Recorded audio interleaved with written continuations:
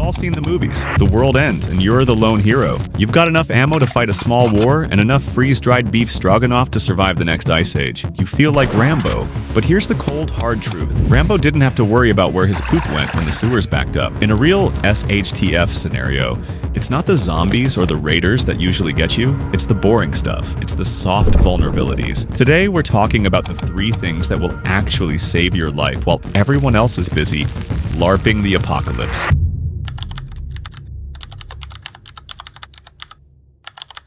Think of your house like a high-tech spaceship. Everything works perfectly until it doesn't. In space movies, when life support fails, the ship doesn't just get uncomfortable, it becomes a coffin. Now, here on Earth, when the toilets stop flushing and the water shuts off, your quiet suburban paradise turns into a full-blown biohazard shockingly fast. Faster than a toddler with a stomach bug in a bouncy house. And here's the scary part. Historically, more people have died from dirty hands and contaminated water than from bullets, bombs, or blades combined. Sanitation doesn't look dramatic, but it kills silently. If you ignore this, you're not roughing it, you're gambling with disease. To survive when modern plumbing fails, you need what I call the 2-bucket system. Bucket A is for the yellow, bucket B is for the solids. And no, this is not optional. Think of this like a chemistry experiment. Keep them separate and you've got controlled, manageable waste. Mix them together? Congratulations.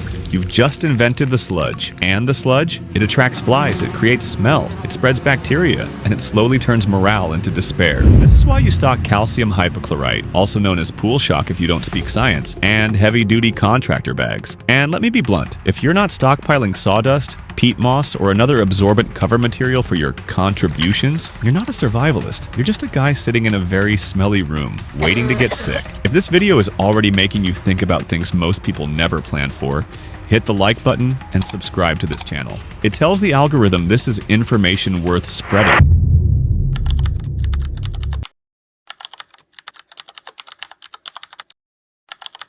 Survival isn't exciting, it's boring, painfully boring. It's 99% waiting and 1% sheer heart-pounding terror. Movies lie to you. They make it seem like you'll be running on pure adrenaline. Stronger, faster, sharper than ever. But adrenaline is a sprint. Survival is a long, miserable cross-country marathon through a swamp with no finish line in sight. And here's the scary part. Most people don't fail because they're weak. They fail because they're mentally exhausted. Think of your brain like a smartphone battery. Every single decision drains a little power. Should I check the perimeter again? Is that water really safe to drink? Was that a footstep or just the wind? Each question drains another 5%. You don't notice it at first, but hours turn into days, days turn into weeks, and without a way to recharge, your mental battery hits 0%. That's when people make fatal mistakes. That's when someone eats the probably safe berries. That's when they walk into danger just because they're too tired to care anymore. This is why real survival isn't about strength. It's about stress inoculation, training your mind to function under long-term pressure. Here's how you do it. First, routine is your armor. When everything feels chaotic, structure keeps you sane. Brush your teeth at 8 a.m., sweep the floor at 9 a.m. Eat at the same time every day, even if the meal is pathetic. Normalcy isn't weakness.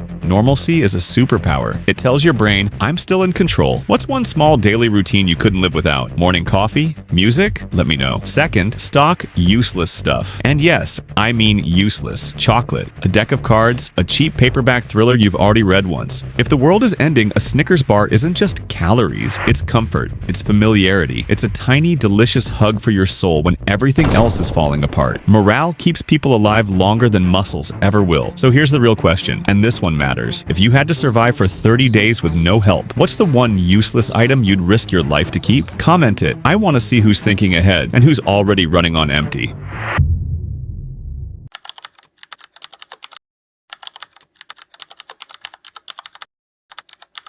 Unless you've figured out how to photosynthesize and sleep with one eye open like a dolphin, you could not survive alone. At some point, you will need to sleep. And while you're dreaming about a hot plate of beef stroganoff, someone needs to be watching the door. That's the part most survival movies skip. Survival isn't just gear. It's not just food storage. It's not just being tough. It's people. A single stick is easy to snap, but a bundle of sticks, that's a tool. This is why the Lone Wolf Fantasy falls apart fast. Here's the mistake people make. They think community Community means oversharing. You don't walk up to your neighbor and say, "Hey man, I've got 400 pounds of rice, water filters, and a backup generator in my basement." That's not community. That's bad OPSEC. Instead, you become the gray man. You don't build a network around supplies. You build it around skills. Know who the nurse is. Know who can fix a tractor. Know who understands engines, radios, farming, or security. Because skills can't be looted, and they don't run out. And here's where it gets interesting. You also stock barter currency. Not gold bars, not crypto. I'm talking about salt lighters, batteries, and coffee. Yes, coffee. In a crisis, coffee is worth more than Bitcoin ever was. Because caffeine withdrawal is real, morale matters, and comfort is power. You're not just trading beans. You're buying goodwill. You're buying alliances. You're buying someone who might watch your door while you sleep. Prepping isn't about having the coolest gear. It's not about the newest knife, the most tactical backpack, or a setup that looks good on camera. Prepping is about not dying from something stupid and preventable.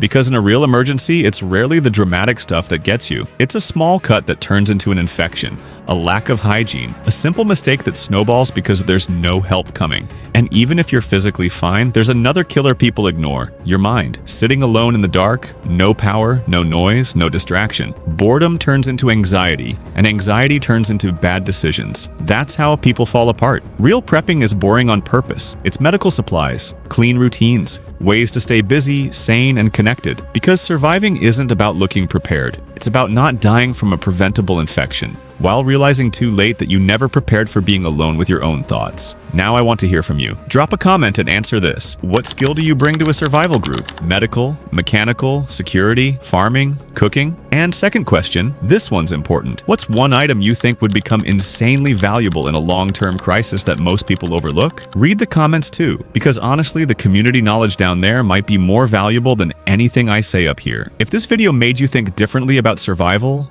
like it, subscribe, and stick around. Because surviving isn't about being the strongest person in the room. It's about not being alone when the lights go out.